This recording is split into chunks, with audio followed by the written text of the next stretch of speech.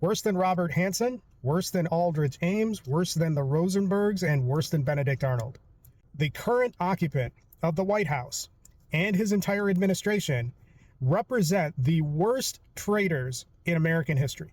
Worse than any of those people that I mentioned.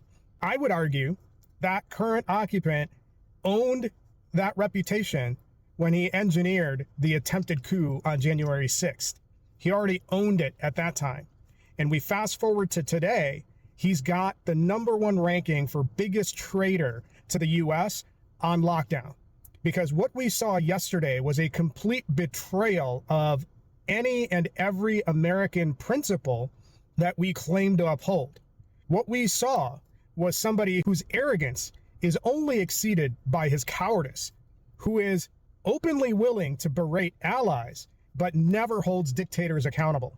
What did we observe in the Oval Office yesterday when the 34-time convicted felon, twice impeached fraud of a president, along with his couch-defiling lackey J.D. Vance, having a conversation with Zelensky, the president of Ukraine, who is there to advocate for his people?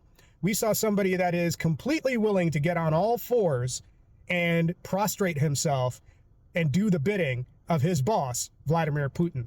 And that right there represents a betrayal of everything that America supposedly stood for. Now, we knew that what America stood for was on shaky ground in terms of how the actions give away the actual principles. But that's a different conversation.